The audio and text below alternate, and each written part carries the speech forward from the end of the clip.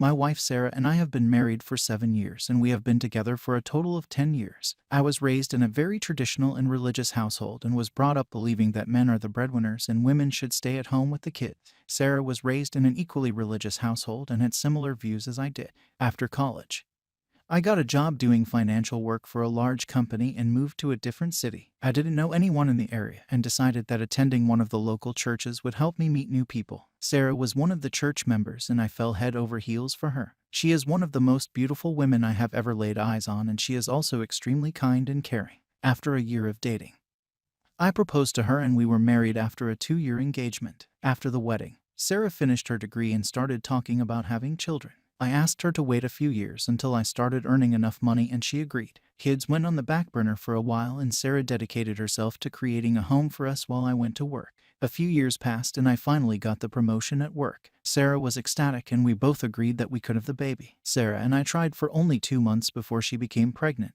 She was thrilled, but my happiness was mixed with a bit of apprehension and nervousness. I didn't know if I could handle taking care of another human and it was scary. I decided to suck it up and put on the brave face for Sarah's sake. Our son was born and Sarah devoted herself to caring for him. Because I had been promoted, I started spending less and less time at home. The job was demanding and I was working 70-plus-hour weeks. I had to wake up earlier and earlier while Sarah stayed in bed and slept. When I came home, Sarah always looked relaxed and happy, playing with the baby. I know that I was being irrationally jealous, but I started to resent Sarah. Taking care of the baby seemed so much easier than my job, and I hated how all of the financial responsibility fell back on me. It has been 2 years since I started feeling this resentment and I started going to a therapist, but it's not helping. I hate coming home every day and trying to speak with Sarah. She has never had a job and does not understand how stressed I am from working. It's like I am speaking to a child whenever I try to discuss anything like finances or any topic more in depth than what is taught in high school. I don't want to be married to someone who doesn't feel like my equal. I know that this isn't Sarah's fault, but I feel like I am trapped and I just want out. I warned her. My ex 29 female and I 29 male met in college in 2013. I was 22 and she was 21. We became fast friends and eventually we developed feelings for each other. We became a couple a year later. It was a great relationship and I don't regret it. Fast forward to 2016.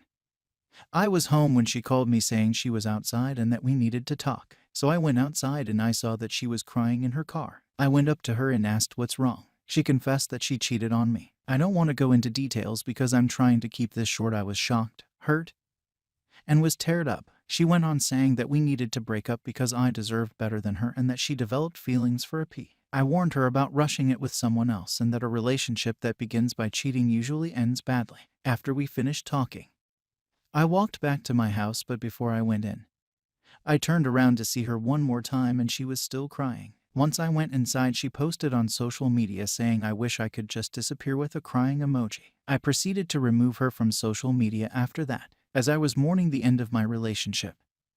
I also thought about how her new relationship will blow up in her face. Fast forward 2 years later.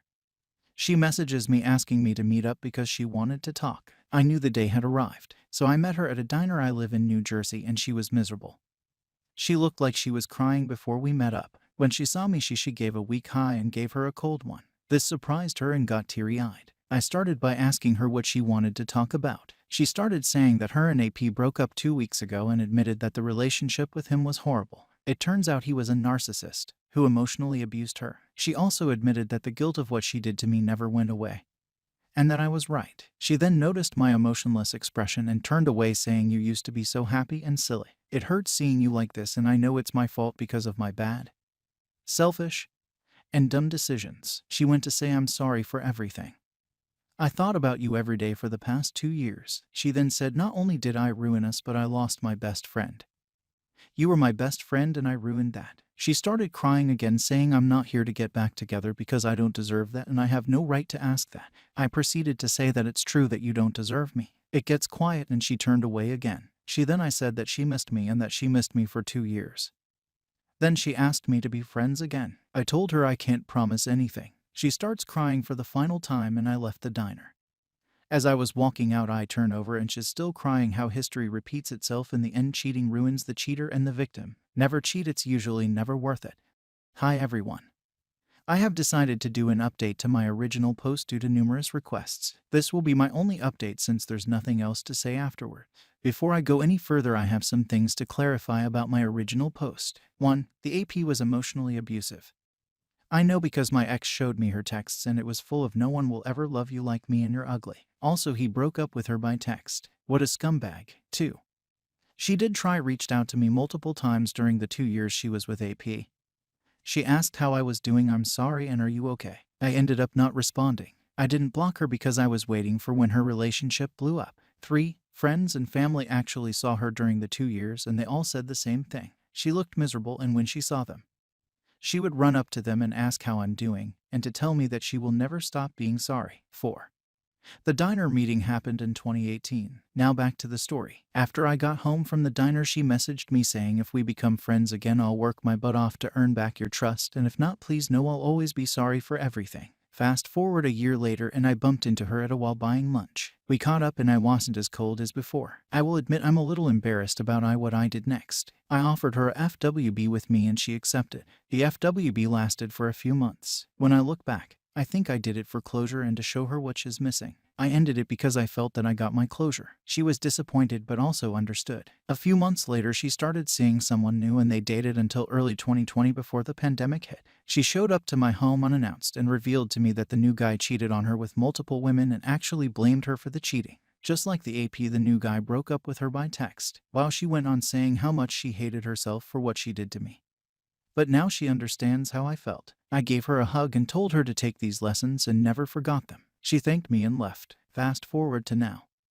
I heard she's an IC and remains single by choice. I saw her mother recently and she informed me, as for me, I'm single, working on myself. I'm getting into shape and I'm working in psychology. Guess what inspired me? Thank you for reading my story. I appreciate everyone who read and replied.